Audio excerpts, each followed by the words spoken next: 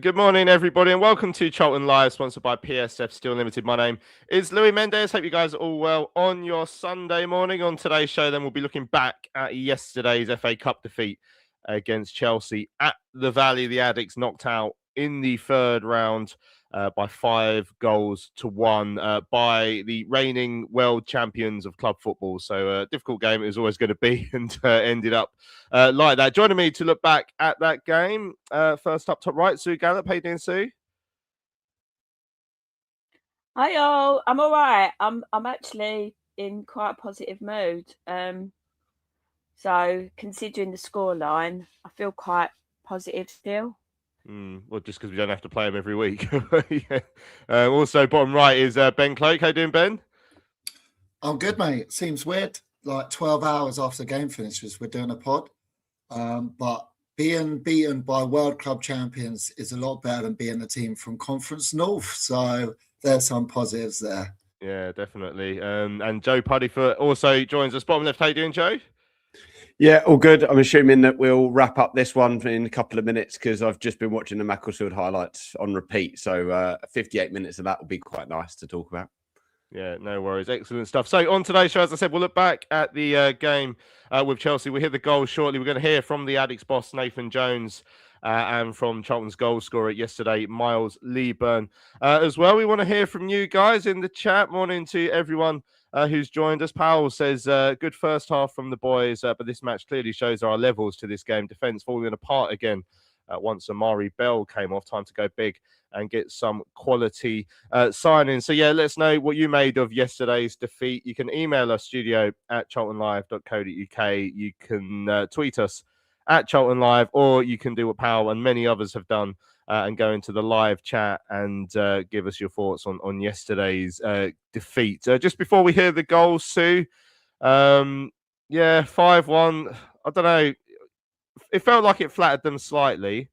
So, in terms of the score, I mean, obviously they were deserved winners by a long stretch yesterday, but yeah, five felt a bit much. We had the timing of the goals was the thing that wound me up the most yesterday, because you almost get to half time and hold them at 0-0, and then you concede, and then immediately after half time you concede a really poor goal, and then just as we've got back into it, you concede another goal which Nathan wasn't happy with. So if there was to be any hope yesterday, the way we conceded the goals and the time that we did, it would just completely extinguish that, unfortunately. Sorry, I think I might have to jump off and jump back on again because I'm having a bit of a Benji wobble. My Wi-Fi is going a bit funny, so can I pop off and on? Okay. I'll leave you to that, Sue. So now we've got to trust Ben's Wi-Fi to try and do this instead. So Ben, same question. Your overall thoughts on yesterday's game. Well, I came away really disappointed, which probably that's more of a fan than looking at the game as a whole. I mean, I said to Joe after the game that I thought the scoreline actually was correct, because 16 shots on target, Mannion making 11 saves. I mean, that's just mental in a game. I looked at Man City versus Exeter yesterday. I know that's a crazy scoreline, but they only had 10 shots on target. So to defend 16 shots on target, there's only so much saves and defending you can do for that. I was disappointed because I think maybe because we watched the games before, we watched Macclesfield beat Palace and watched a few other upsets happen, Wrexham beating Nottingham Forest, and you kind of think, I really think we can give this team a go, because you looked at the lineup yesterday for Chelsea and you go, there's a few names I don't even know there. They haven't got their big names out. We could really test this side. And we listened to Sam Parkin on Thursday telling us that they don't like it if you press them high and you can press them into mistakes, set pieces. They're not very good at defending them. And we had our chances of set pieces in that first half an hour.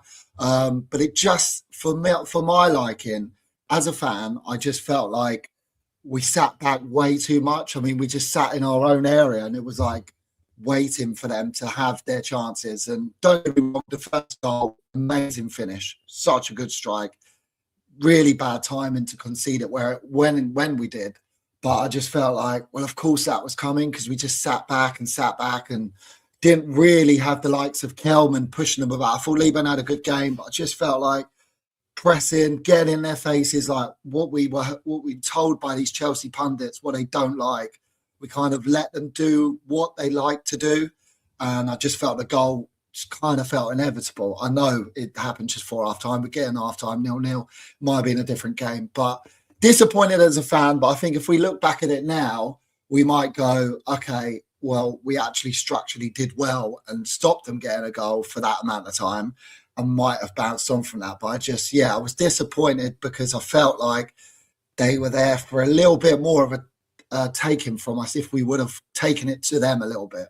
Well, yeah, I mean, it's interesting. Obviously, we'll have that debate after we hear the goals about whether if you then try and do that, whether you leave yourself even more exposed, I guess. But you know what happened. We were beaten by 5-1. Let's have a quick listen back to the goals from yesterday. Then Brownie was alongside Tell and Greg on Charlton TV. Frustrating voices around us as the ball breaks to Chelsea. Casado with the ball in. Who gets the touch to it, comes down to Hatto with the strike, and it's a brilliant finish. Just before half-time, Chelsea take the lead. Yeah, but they needed that because they've been knocking at the door and huffing and puffing without any real quality inside the penalty area, and the first opportunity they get, Hatto left foot bullets it past Mannion into the top corner, and it came out of nowhere a little bit. Chelsea had the free kick. Buonanotte takes ball in and towards Tosin at the near post, and Chelsea get their second as Tosin heads home. Charlton look quizzically at each other, but that's a simple header for Tosin on the edge of the 6-yard box, unmarked, and Chelsea make it 2. Yeah, and that's a shame because that's kind of come out of nowhere. Yeah, listen, they're going to be pinching themselves or kicking themselves because that's a really, really poor goal to concede. Taken a header from Jones, is a great save. Leaburn with the finish, and Charlton have a goal back in this FA Cup tie. Miles Leaburn with the strike after Jorgensen made the save from Lloyd Jones's header, and the Valley is celebrating a Charlton goal. Yeah, I mean, it's a wonderful save from Jorgensen. Excellent set-piece delivery. First contact, Jones. Wonderful save from Jorgensen. And what you want your strikers to do is be alive for any seconds. Miles Leaburn pounced on that. Excellent right foot connection and blasts it into the back of the net, and Charlton have a goal. Garnacho gets the ball back from his own deflection but looks to take on Coventry. Garnacho on the attack. Cuts inside Coventry, tempting a shot, lays it off for Buonanotte. Saved by Mannion. The rebound falls to Guy, who scores, and Chelsea restore their 2-goal advantage. Yeah, that is too easy, isn't it? Looks to move forward, but straight into traffic. And Santos has won it back into Fernandes, attacking the penalty area. Ball out to the left-hand side. Neto cuts it back on his right, drills it home, and that's Chelsea's 4th. Yeah. As soon as that was pinched off Costello's toes, we were bang in trouble, and you do not want Fernandes driving at you with 3 or 4 options in front of him. Sucked in the defender, played it wide of Bree, and that's allowed Neto to get the finish away and score Chelsea's 4th. Fernandes inside to Delap, who sends Esteban on his way and is into the edge of the penalty area. Gillespie, an attempted challenge, and then he's given a penalty, the referee. I thought Mannion got a touch on that, a clear touch on that ball as Esteval went past him, and I think that's harsh. Yeah, I'd have to see it again, but I thought Mannion got a touch on that. Yeah, I think the Mannion's reaction will tell you that he thinks he's got a touch. There's a little smile on Esteval's face, but again, I did say that was a slight concern, leaving him 1v1. Enzo Fernandez is going to take the penalty.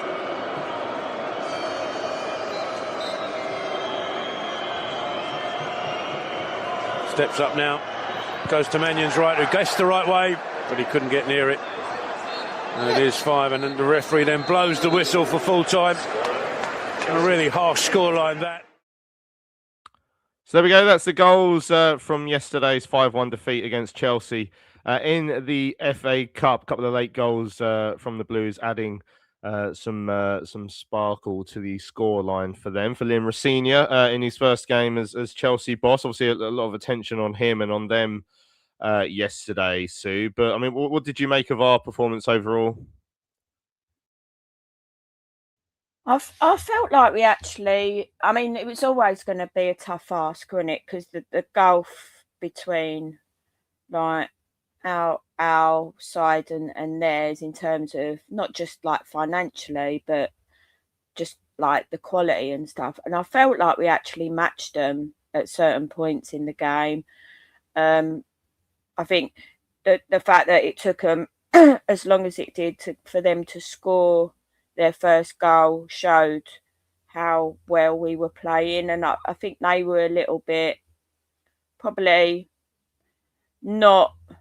maybe not as up for it as they should have been. And maybe that's why then they sort of stepped it up a gear a bit after not scoring for, 35, 40 minutes. So I think we gave a good show of ourselves. I think, again, the tiredness, the injuries sort of showed them sort of, I would say, probably maybe the 4th and 5th goals, potentially the 3rd as well, was starting to show the sort of that gulf.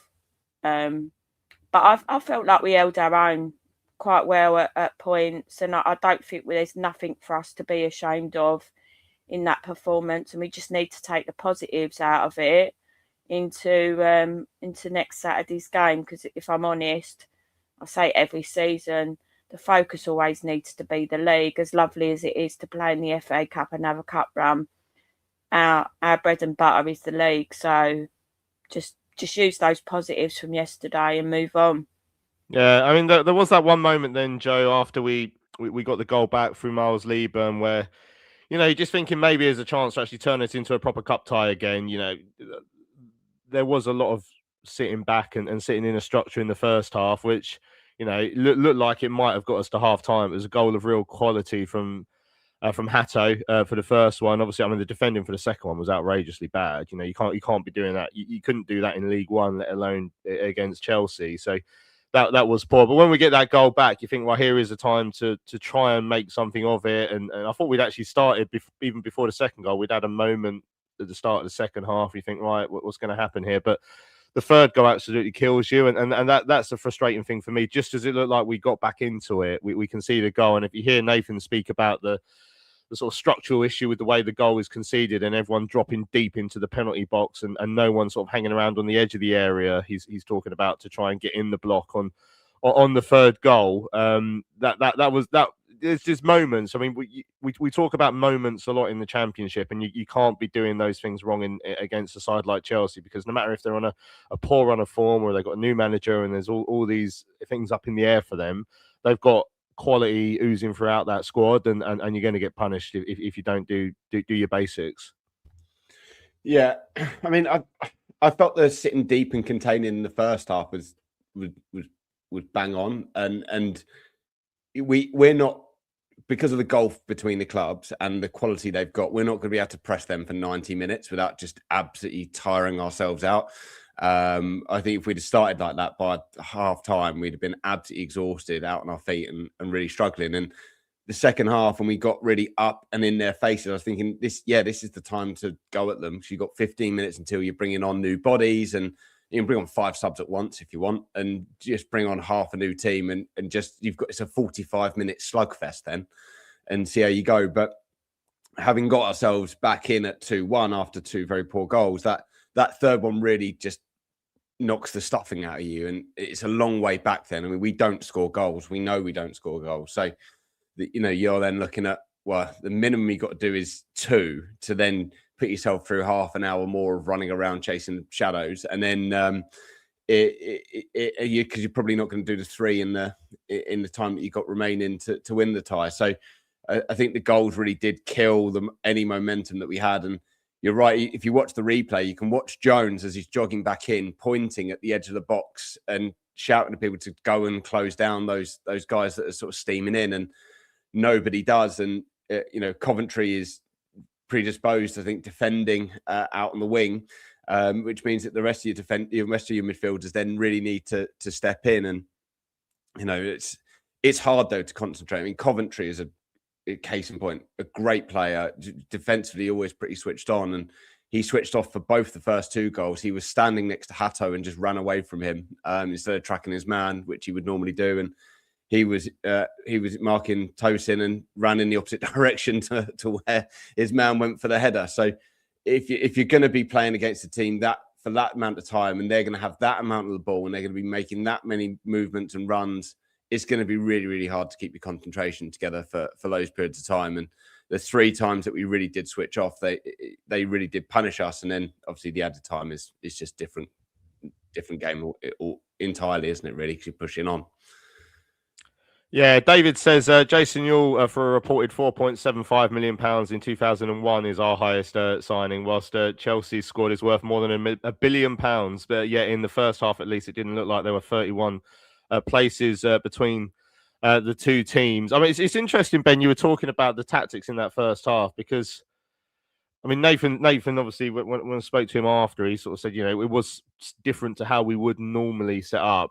I think we were much more deeper, I think, probably pressing less. But I don't know, I just feel like you're asking for trouble if you come away from that a little bit. But you obviously felt differently. I think Isaac said we sat back way too much. I mean, did you feel there was a different way to attack that game yesterday then?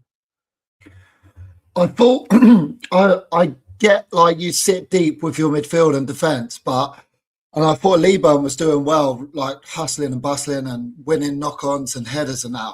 I didn't see enough from Charlie Kelman. Yes, I kept going into the game. I thought he's going to be a real nuisance for him because of his energy, his pace, and I thought we would try and close them down from a goal kick or anything like that, and just really put it in their face a little bit, get a few early yellow cards, bring them down, and I felt like we just watched them pass the ball way too easily across, and that is a difference. They were so good at doing that, and I felt like we were a rugby team when we got the ball. We had 2 touches, and it was like, let's kick for touch, let's get out, kick for touch straight away. We had no structure of play when we got the ball, and I found that worrying because I felt like Amari Bell was the only person that went, hang on. That's the only time when we got forward. He got the ball, knocked it to TC, and that's how we got up the pitch and got our set pieces. I felt the rest of the team, it didn't seem a plan, and that seems worrying for me at the moment, because it was the same against Norwich. It was the same against Blackburn. We just have no real cohesive players, apart from when Rankin Costello's on the ball in the middle. He is one person that puts his head down and looks for other players. So yeah, I felt like I get our game plan. You sit back, you go, come, and then if you want to score, you got to take the ball to us. But they had so many shots and goes a goal. It felt like only a matter of time for me, and I just felt like foul a few of them, bring them down, disrupt their play. As I said earlier, when we had Sam Parkin on, he said, if you let them play, they'll play. They'll play through you. They'll score goals like that. That's what they like to do. Hence how they got their goal against Man City on the weekend. But if you get in their faces, stop them doing that, then, as Joe just said, we could have made 5 subs early on and then freshen everyone up. It just seemed like, to me, a bit too easy. But look, I get it. We tried not to let what happened against Southampton happen again. But you don't know if you don't actually have a go. And I just felt like we didn't have too much of a go yesterday. Yeah, well, same scoreline as against Southampton in the end, of course. I can't remember too many times where we've lost 5-1 at home twice in a season, despite actually being quite a good home side. As well, Jay says Chelsea's quality showed and the gulf between us and the Premier League was clear. We had nothing to lose and should have gone at them more. The second half was better, especially when the subs came on. Dudley says the injuries were more of a concern than the result yesterday. Obviously, we lost Amari Bell. That's the biggest concern for me. Tyrese Campbell came off as well. We don't know exactly what state he's in. Do ask Nathan Jones about that, but of course he's not going to give much away. But there was that debate during the week, Sue, where I was sort of second guessing myself. At one point during the week I said, I don't know if I'd actually play Amari Bell because he's too important for the league. But then you're like, well, got 27,000 people coming tomorrow. That people are going to want to watch this game and see Charlton put out a side that can compete. And with all due respect, without Amari Bell on the left-hand side of the defence, then we're quite exposed in that area at this moment in time. So again, I mean, we've lost 5-1, so it could have been worse if he didn't play. Who knows? But the team news was interesting. There were 4 changes. No Reece Burke. He came off after during the Blackburn game, so perhaps not a shock. No. Thomas Kaminski, who I guess was a big surprise, and he was just rotated out. Rankin, Costello, and Berry went to the bench with Doherty and Carey coming in. But yeah, what did you make of the team selection yesterday? I mean, basically, there's hindsight and all that, but you probably could have predicted it with a reasonable degree of clarity that if we play Amari Bell, there feels like there's a chance he might get tired and pick up an injury because it's going to be a game where we're out of possession. So hindsight is a wonderful thing. Was it the wrong decision to play him, or did we have no other choice? I think in those sorts of situations, Nathan's going to get criticised either way. Even just looking at the chat, people are saying, why did he start Bell? But then if he hadn't started him, people would be like, why is Bell not playing? So I think it's a no-win situation in that. And I think when you're playing a team like Chelsea, you've got, I feel like you've probably got to put out your strongest side. Otherwise, you're looking like you're not paying respect to the competition, or all those fans that have come. You're not respecting that. You've got nothing to lose, so you might as well go for it. But like you say, hindsight's a wonderful thing, and now we don't know how long we'll lose Bell for again. So yeah, it's. I think the rotation is fine, because again, I think we have got to focus on the league. That is the most important thing. So I guess with some of the people that were on the bench, maybe Nath's having in mind that we've got Sheffield United next Saturday and it's going to be a tough game. So I don't disagree with rotation when it comes to those sorts of games.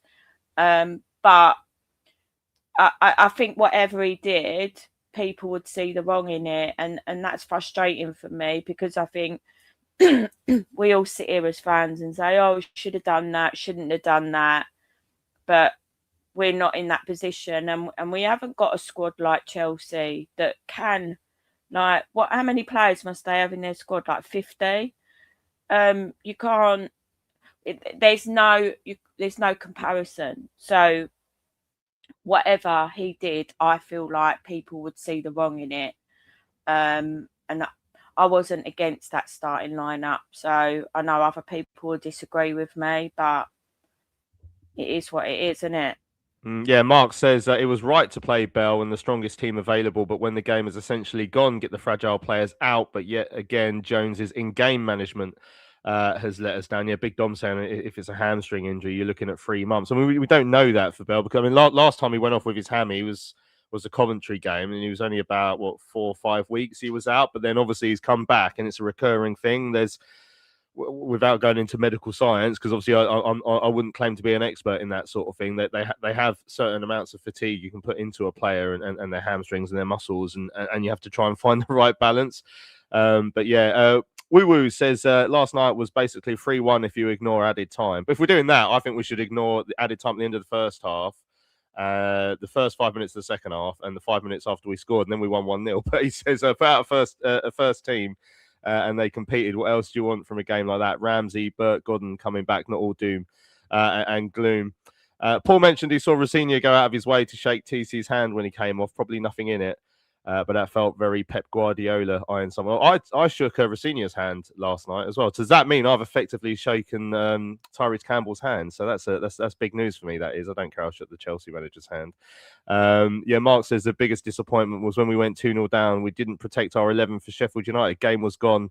Damage limitation has to kick in. I mean, 2-0 was on 50 odd minutes, wasn't it, Joe? So when there's still a bit of time in the game, I guess you won't make the changes just then, especially when we get back into it 2-1 at 3-1 though. I guess is that the point where you do make changes? Nathan did make I think a triple sub around the hour mark, not long after we'd gone 3-1 down. Again, you look at social media, I saw people going, "Oh, he's saying that we're not even going to try and go for it now." Like, no matter, it's bizarre the wide range of opinions I've seen after yesterday's game. Like, I'm not sure if we were terrible, if we made a real go of it, if Mannion is the best player we've ever had, or if Mannion is a disgrace. Like, some of the comments last night was literally, I've never seen such a spectrum of views after a performance. It's one of the more confusing reactions I've ever seen from the fan base. No one can decide if it was great or bad or somewhere in the middle. Yeah, well, that's the whole point of fans, isn't it? Really, I suppose it's what keeps it interesting. If we all thought the same thing, then life would be boring. But I have a bit of a benefit of sitting directly opposite the dugout, so do get to sort of look in and see what's happening. And Anderson was stripped and ready before the third goal went in. And as soon as the third goal went in, that's when the rest of the changes then were summoned. So I do think he started to protect people at that point. I don't think necessarily he'd have brought off Coventry for Anderson potentially. I think it probably would have been legs in midfield, but at 3-1, think, well, let's wrap him up in cotton wool. I do think we should have wrapped Bell up in cotton wool a bit more. I wouldn't have started him. I certainly wouldn't have moved him to left wing back. Because I think you're just asking. That's where he did his hamstring last time, and it's a tricky one to do.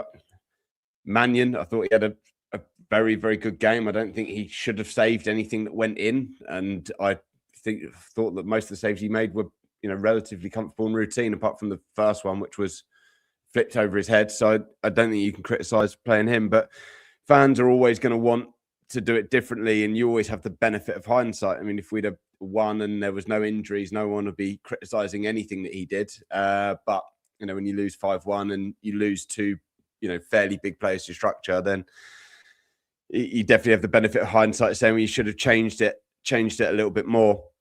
And I think the only thing that out yesterday that really baffled me was Rankin Costello dropping out. Because I thought that he really did deserve his opportunity to go into that game, and he's been strengthening our midfield. And I do think that comes back into potentially some of Jones's loyalty to his core and to players like Doc, where playing against Chelsea at that level, I think he wanted to give his captain that game, as opposed to looking at who has been putting in the performances and maybe deserved to start against Chelsea on merit. Because he would have been saying that really JRC has made that midfield spot his own. I'd be astounded if he didn't start at the weekend in the league again. So yeah, and then I think the only thing that you can say that there'll be nobody saying after yesterday that Goff isn't quality and isn't deserving of keeping his place in the side, because he got absolutely torn apart in the fourth goal, but. It's a bit understandable, and the fifth, to be fair. But that's 90 plus minutes against a team that's worked really hard. I thought he showed really that he's got some real quality in that.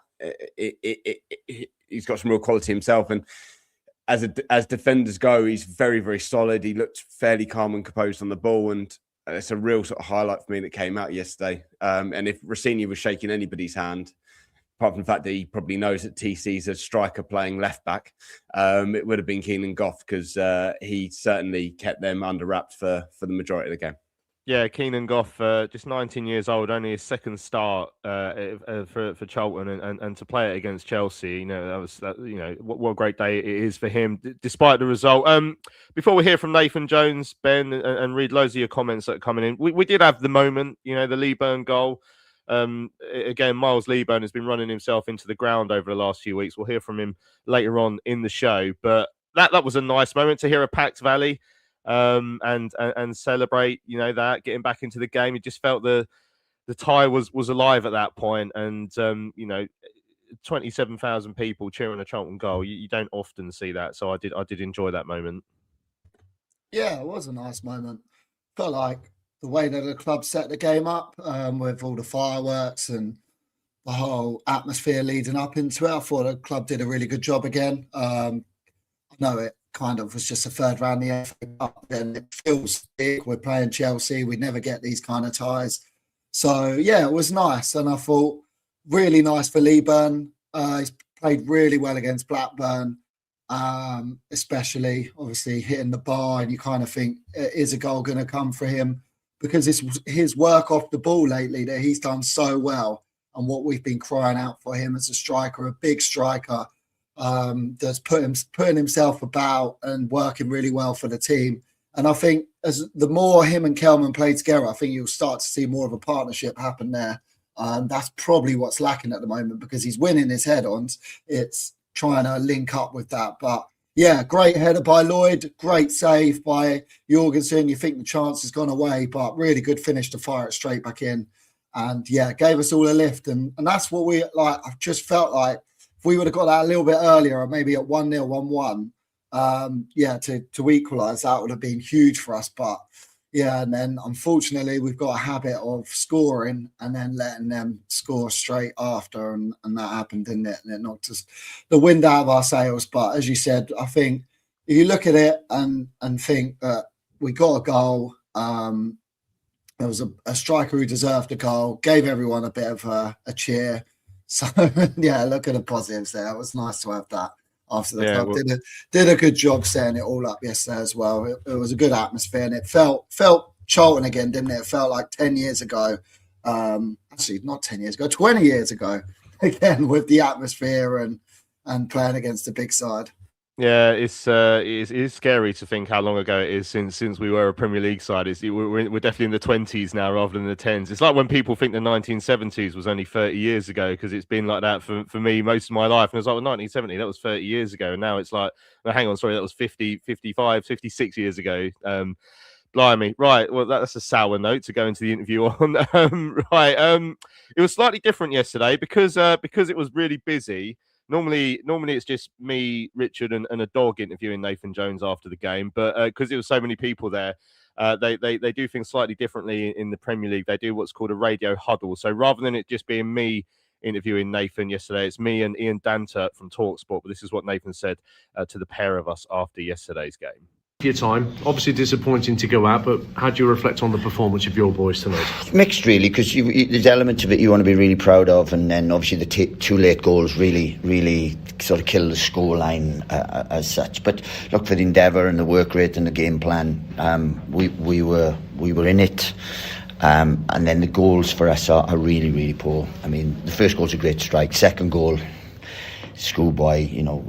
We allow him to get near post. We don't defend. We defend better than that, and we didn't. And then we get back in it, and then the third goal is the most disappointing because they score from the edge, which we highlight constantly, and just people weren't listening. People didn't listen. So that was the thing. And the 3-1, then they can play, and these are world class. They got world class players in terms of that. And then they punished us. They probably put it's disappointing to concede late because then it looks like that, but look, large parts of it I was proud of, but we have to learn, and we're not going to come up against these, a week in, week out for a while, but that's the thing, it's just a learning curve for us. So, but look, proud of the endeavour, the performance, proud of the club, 26,000 here, wonderful night. It's just wish we could have really done a little bit more. Well, in fairness, it seemed like you had them rattled a little bit when Miles got you back in here, 2-1. But look, we we're always, we had a game plan. We'd think the second goal kills us because they come straight out, and it's a poor goal to give away. It really, really is. And you started that half well too. We started half well. We got on the front foot, but look, these have quality. You can't do that if you don't do the basics well. Then they will punish you at every opportunity. Every time we turned the ball out, we turned the ball over. They had a shot at goal, and that's the world class nature that they are. But we had a real good game plan. We nullified them. They had only shots from distance. We could have been a little bit better on transition. Then when they do score, okay, you accept it. We come out second half and then the second goal really, really disappointing. Then we get back in it, and you think that, and then the third goal, as I said, it's just the goals at the timing that really kill us, and we have to be better because it's stuff we work on. And that's the frustrating thing. If I think forward to the Championship games, you've got to come to lose Amari again. Must be a big blow. Well, look, we couldn't play Reece Burke today. That was a risk. We've got 2 academy products in the back 5 today. Tyrese Campbell, Keenan Goff, Amari, who's, we wouldn't want to lose him and stuff. So look, this is where we are. We haven't got the plethora of 7 or 8 defenders at world class athletes, world class thing and this is why this is a nice game to have for certain reasons, but it's possibly one of the worst to have as well. Well, just finally from me, is this the sort of game that you actually show your players again? You go through it on a DVD and go through it with them, or is that pointless because you'd rather? Oh no, it's not pointless because there's that element to that we have to defend well. Right. I mean, the second goal is that's poor. We cannot let someone get across the front. Pushes corner, and it's too easy. Mm-hmm. The third goal has happened to us. People score from the edge of the box, overload, because we drop into the box, then they have an overload. We talk about that every week. I've said that 30 times. 30 times. So to still make the same thing, there has to be a learning curve from that.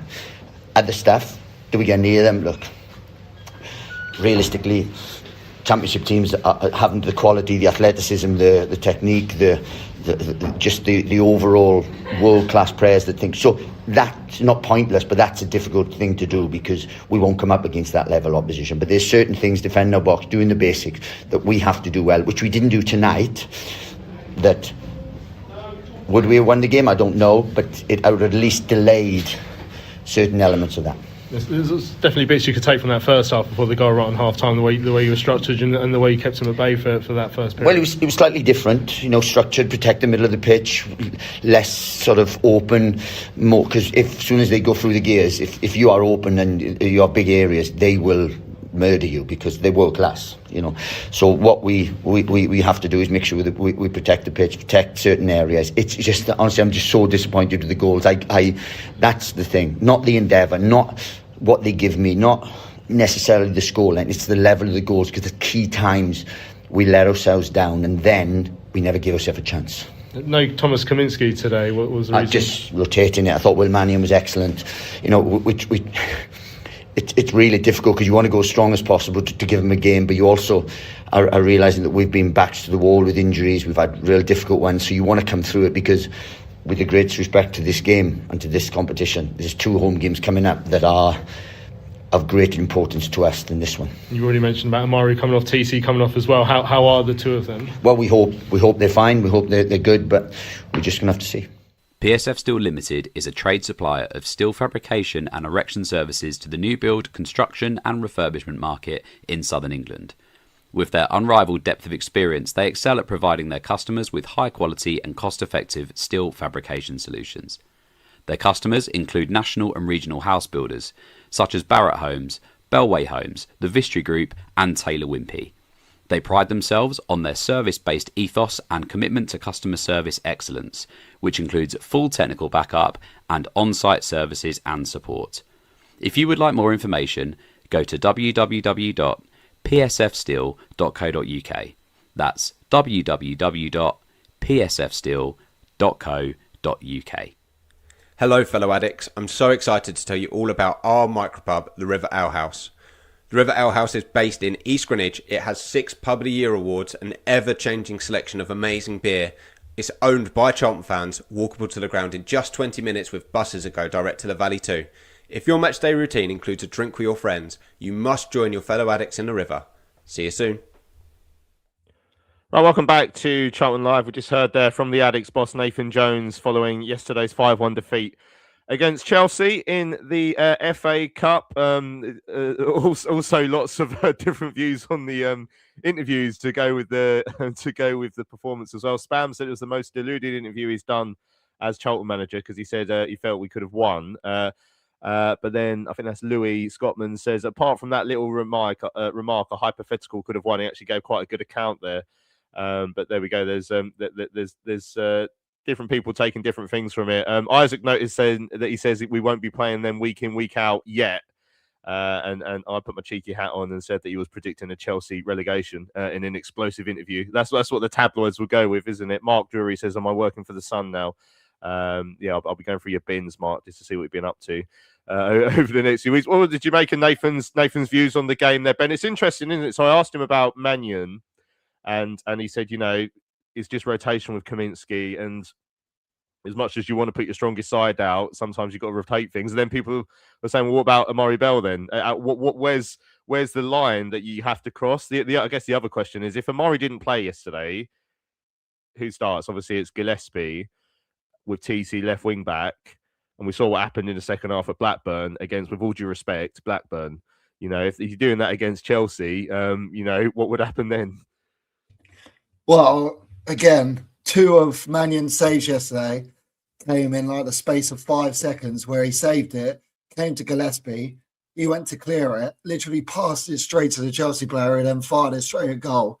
And Mannion tipped over the bar. So I'm fully in the boat that Bell should have started yesterday. Otherwise, I think we just would have got smacked because you looked at him yesterday, he's just so composed on the ball. As I said earlier, I think he's someone that just brings a bit of calmness in our play. So, yeah, I agree with him playing. And look, come on, we played last Sunday. It wasn't like we played Tuesday or Wednesday night. So he still had like nearly a full week off from not playing. Maybe you then make him not train as much. Maybe he didn't. Maybe he didn't train every day because we're kind of trying to, who knows with that. But you've got to play him. It's not as if we're playing him all the time. So, I get it because he's so good for us. And without him, we are not the same team. And as you said, when Maka came on last week against Blackburn, it was poor. When Maka came on yesterday, he made some mistakes. He doesn't boot it out for a throw-on or whatever. He passed it straight back to him. That's frustrating. I thought it was a very honest interview from Nathan. I felt like he said how difficult it is when we concede goals, where we practice on the training ground with them. And that just goes to show, like, as I keep harping on about, in the Championship this year, we've taken up the last spot. So we are coming into this league as potentially the worst side because we've just come up from League One. We've taken the last spot and our qualities aren't there. We're not a Championship side that has the experience that we will make mistakes. We will go through tactics and give silly goals away. We've got to accept that as fans and be patient. It's different from League One. As Joe said earlier, we're going to get punished way more than we will in League One and the Championship, and especially when we play against the Premier League side. We give away or we lose markers in the box, we're going to concede. So I felt like it was an honest interview where it's frustrating for him. The timings of the goal, so as I said earlier, I think the timings where we concede just after we score, that seems to happen a lot, but scoring just before half-time yesterday and scoring just after you've done a team talk, very difficult. You're Nathan Jones, you're Danny Hilton, the set-piece coach. Do you say to Connor Coventry, run the other way when the ball comes in? No, man. Like, of course you don't, but that happens. Players switch off. We need to get better at that. It'll come with experience of playing in the Championship, I guess. But yeah, I thought it was an honest interview where he holds his hands up and just says, yeah, that's stuff we work on. We got it wrong. He'll go back to the training ground this week and make sure that a big game next week against Sheffield United, we don't make these mistakes. But with the Kaminsky thing, it is a tough one because, I mean, Mannion's not even played under 21s football, let alone, I think he's played one League Cup game, didn't he, against, or maybe a couple of League Cup. So it's tough for him coming into a massive game like that against Chelsea. But I thought he gave a good account of himself. And a lot of fans have been on Kaminsky's back, haven't they, saying he doesn't command his area well, doesn't come for crosses, etc. Said Mannion would do better. And I thought he gave a good account of himself yesterday. But that's one change you can make, I think, where you go, it's not too much of a difference as such, because a goalie doesn't really have the positional sense. Like if Bell came out, we've got no one that can fit in that left-sided wing-back / left-sided centre-back, apart from Gillespie, and his performances have been poor. Yeah, Mark says Jones is just dealing with being a manager. If he plays Bell and we win, he's a hero. If he plays, we lose and gets injured, and Jones is a dog. That's football. James says, agree that he had to start Bell because of lack of depth, but the transfer window has been open now for 10 days, and we've known the gap for ages. I mean, I suspect Nathan will be sharing the frustration that we haven't filled that gap now. I think after the Blackburn game, I said we have to get it filled by Sheffield United. We can't afford to keep going into games like this, Sue, without some sort of proper backup. Obviously, Jerome Roussillon is not the answer, because if he was the answer, well, we would have at least asked a bloody question by now. He's clearly not going to play. He's not. I mean, it's a strange one. I suspect we haven't paid him a lot of money, but obviously it's ended up being more than we needed to, because he's not featured, and I'll be absolutely shocked if I ever see him in a Charlton shirt at this rate. But before next Saturday, I feel like we have to plug these gaps in this squad, because we can't go into games against Sheffield United. Then we've got Derby on the Tuesday. That's 2 games in 3 or 4 days at the Valley. Doesn't bear thinking about where we got to go after that as well. Bloody Millwall coming up. Like, we have got to fix this squad now. We have got to give ourselves a fighting chance of the second half of this season, because none of us at the end of this campaign want to be saying, you know what, we would have stayed up if it weren't for the injuries. What we want to do is we want to say, well, we stayed up because we managed to plug those gaps in January. Yeah, I think the bit that worries me about that is the January window is always a bit ropey, because you effectively you get other people's cast off. It's really hard to buy a decent player in the January window. So it's difficult, and I think I've just read someone's comment. The worry is that if at the minute, if Bell and TC are both out for Sheffield United, who plays there? So yeah, I mean, I have no doubt that the club, the board, Nathan, Jim are all working really hard to fill those positions. But like I've just said, January window is so hard.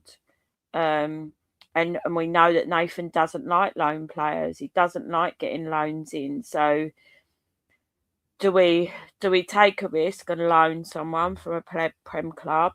Again, we don't know if Bree's going to get recalled from Southampton. So that worries me, because it is the January window. But I think there's no doubt in my mind that everyone will be making the biggest effort possible to get bodies in, and bodies that are actually gonna play consistently till the end of the season. Yeah, it's interesting. People asking about Bree as well. So Nathan told me after the Portsmouth game that the 17th is the day that his loan ends. But this is a good point by All Hell Let Loose. Is it in the morning or in the afternoon? Because we're playing on the 17th. I suspect it'll be like midnight after the game. I hope so. But maybe we'll find out next week. It's interesting. This is a rule that I think I had heard but sort of forgot. But you can play for 2 clubs in the FA Cup now. So the fact he played yesterday doesn't actually mean that he's not going to be recalled. So because he could still go back to Southampton and play in the next round if they get through. And I think they're playing Mansfield today, I think. So yeah, we'll find out. Right, let's hear from the goal scorer yesterday, Miles Leaburn. Again, same situation as the interview with Nathan. Ian Danter from TalkSport kicks off this one. Your time, a great little personal moment for you, but how do you reflect on the game as a whole? Yes, obviously disappointing to concede as many as we did, but still I think we worked very hard, especially in that first half, and I'm just happy we gave the fans something to cheer about with the goal. Yeah, because the fans got their moment with your goal. Special moment for you against Chelsea. You had to really drive it through a crowd of players too. Yeah, no, I just saw a little gap, and I just thought, let me try and hit it there as hard as I can, and luckily winning. Yeah.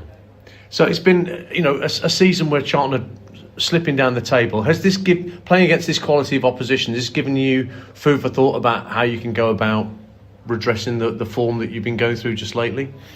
I think even without this game, we know that performances in recent times haven't been good enough. But we're focused, especially the last few. Don't think we've lost. We've just drawn. I think, pretty sure. You drawn a couple, yeah. So we're just trying to get those performances back on track. And today we just tried, obviously playing against a world-class team. We're just trying to show hard work and just when we get back to the league, try and get those results back on top. And just finally, for me, what's it like when you're out there and they're suddenly bringing on World Cup winners and starlets from the bench, Chelsea? You know, when you're tired as it is already, I'm having put in 70-odd minutes on the pitch. Yeah, even in the first lineup, like, you know, it's a however million team, and you know they've got amazing quality, like players wrapping it around the corners, one touch, or everything. And when they're bringing on even more world-class players, we know it's going to be tough. You know. How would you assess your personal performances over the last few weeks? You got some good praise from Nathan Jones recently. Yeah, no, I'm just trying to focus on, you know, winning my headers, scoring goals, and doing everything for the team, and just making sure that there's to try and keep up those performances. What do you learn from playing a side like Chelsea, obviously in the league above? I don't know that they're good players. No, yeah, they got massive like bundles of quality. Like even you see their technique on their one-touch passing and how relaxed they are on the ball and everything like that. So we just got to try and take what we learnt today into the league. Yeah. Obviously, I've been in the academy system at that level as well, and seeing those players out there, does it give you and the other players hunger to try and get back up to that level with this club? Yeah, of course. That's at the end of the day, that's any footballer, especially younger footballers' dream, to play in the Premier League against those kind of oppositions every week, and playing against them now just gives you more of that hunger to try and get to that level. Just finding how you feeling in yourself. Obviously, had the problem with cramp over the weekend. Have had injuries over the last couple of years. How are you feeling fitness-wise now? No, yeah, I feel like obviously this is the first time I played about seven games in a row of like 90 or 70, and I'm just happy to come through it with no injuries. Like cramp, I'll take cramp over pulling something. Do you know what I mean? Yeah. There we go, that's Miles Leaburn having a quick chat with us after yesterday's 5-1 defeat against Chelsea. I mean, he's been a real positive for me over the last few weeks, Joe.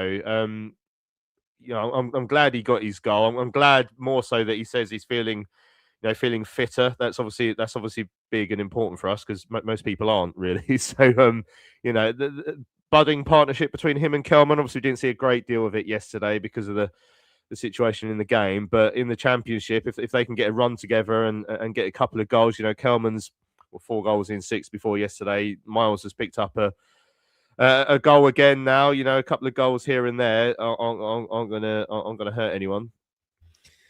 Yeah, he's winning everything in the air at the minute. I know we had the debate about whether he can ever win headers or not here, which you roundly proved that he can with the stats. But he is just a very big, physical, dominant unit, and his pressing is coming on. It's getting better.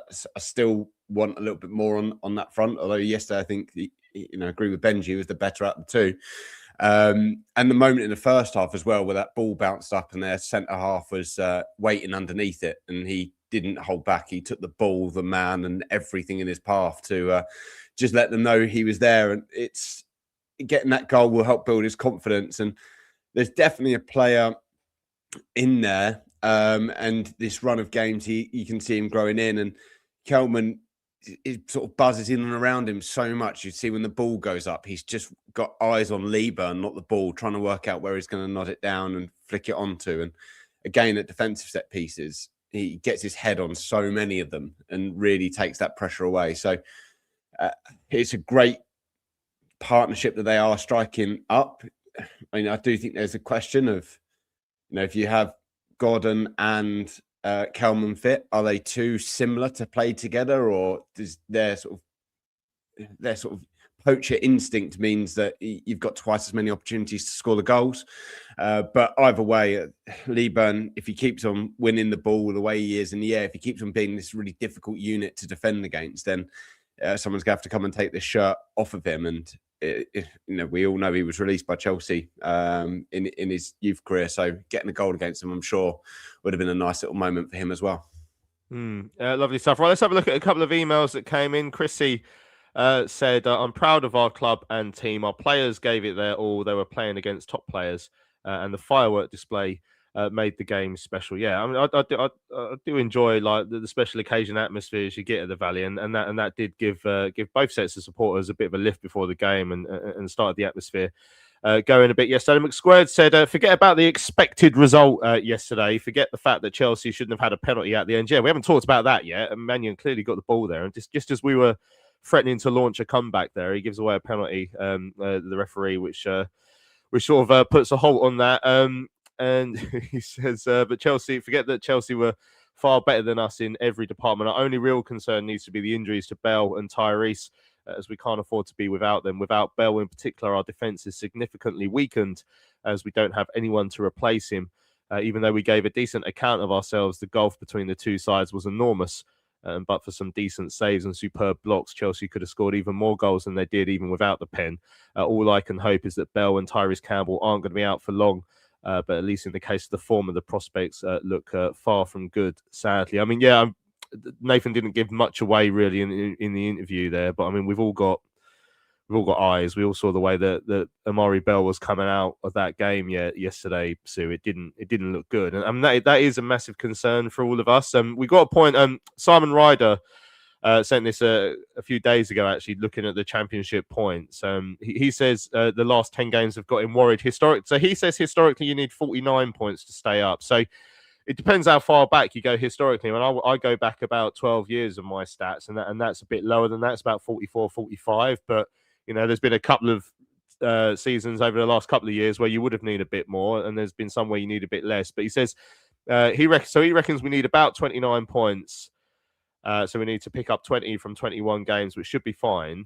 But we have to hold on to points like the Portsmouth and Blackburn game, where we could have had a win at Blackburn, could have had a point at Portsmouth, and we have to get that Fortress Valley back. We should be okay, but it's the fact that only 3 teams have scored fewer goals than us, which is why draws are turning into defeats. The 3 home games in February are key.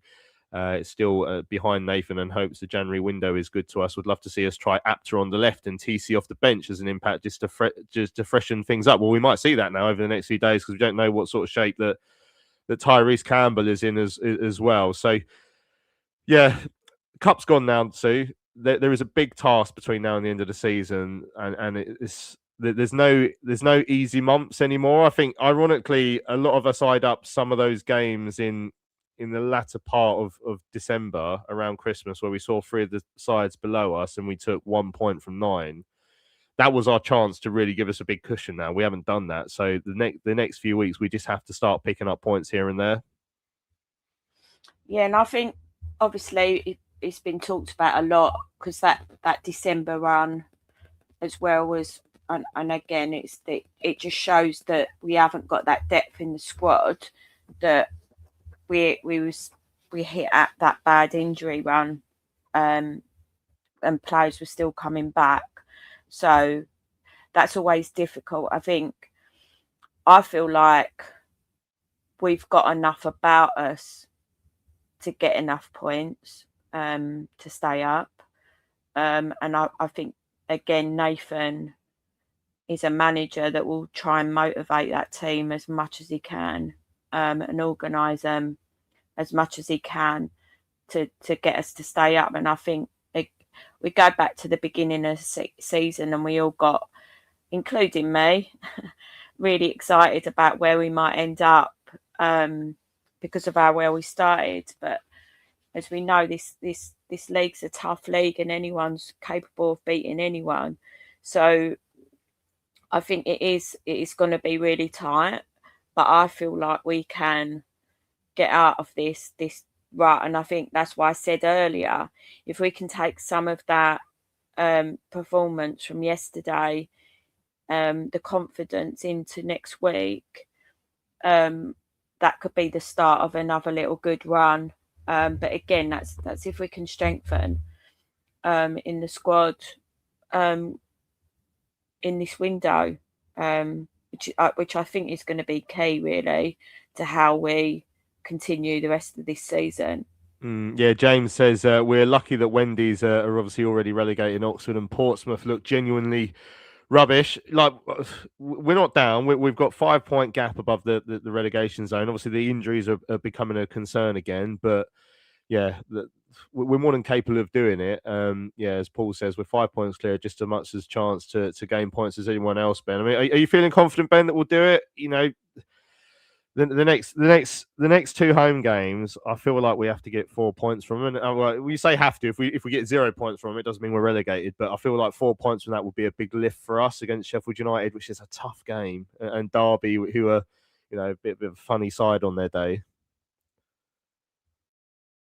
Yeah, I am confident. I'm cautious of calling every game a massive game, though, because I think there's over 20 games left of the season, and I get when you're playing teams and around you slip up, you give points to the other team like we did against Portsmouth, Blackburn, Norwich. It's worrying because you think, well, if we can't beat these guys, then we can't go and do it against the bigger sides. We played really well against Coventry. That gave me a massive lot of hope because I felt like, there we go, that we were seeing bits that we saw at the start of the season when we played against the bigger sides, and we gave as good as we got. So, yeah, I feel like what will be the case is now if Bell and Burke, and I think a massive miss for us has been Kane Ramsey. I don't think it's been spoken about as much. If he's back next week, that'll be amazing because we've really missed him, because I think the Oxford game, he was the man of the match in that game and obviously went off injured and we haven't seen him since. So it will all depend if we do get these recruits in. I think if we do bolster our defence, get another left-sided centre-back in, and Josh Edwards returns in February, I think that'll be key for us. But I think with these injuries and players that I think we can't guarantee they're going to be fit all the time, if we don't bolster our defence, I could see us getting really pulled in there. But I mean, look, the Sheffield United game, I don't think they'll be in and around at the end of the season, but it's a side there for the taking because they do concede a lot of goals. That Wrexham game the other week, we obviously played really well against them at their place where it was Wilder's first game. He has got a tune out of them, but yeah, we know we can get a tune out of our players. We've got to think back to that Coventry game. I mean, the Blackburn game, we scored 2 goals for the first time since the Ipswich game. So goals are creeping back into the team, as we said about the partnership between Kelman and Leaburn starting to grow. So there's definitely positives there, but that defence isn't positive at the moment because of the injuries. So if come Thursday night, come Saturday, 3 o'clock, we're talking about some new signings there in the defence, I'll definitely feel a lot more confident going into the rest of this season.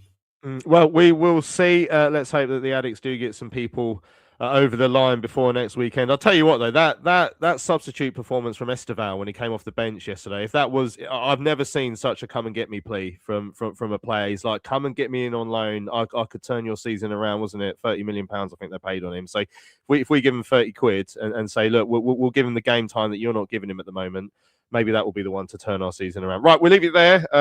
Look back to yesterday's 5-1 defeat, but we've got through it. We'll be back on Thursday to look ahead to the Sheffield United game, which will be an important one, as they all are between now and the end of the season. For now, Ben, Sue and Joe, absolute pleasure to have you on with your various levels of Wi-Fi this morning. Thanks, yeah, pleased to see mine wasn't the worst. Well, your second congratulations, worst, Benji. Yeah. Excellent. Right. Cheers to everyone who's joined us on the show this morning as well in the chat. Don't forget, check out our merch store, charltonlive.etsy.com. And you can subscribe to our YouTube channel so you never miss a show. Subscribe in your podcast apps as well to get the audio version of the pod. Right, I'm Louis Mendez. This has been Charlton Live, sponsored by PSF Steel Limited. We'll see you again on Thursday.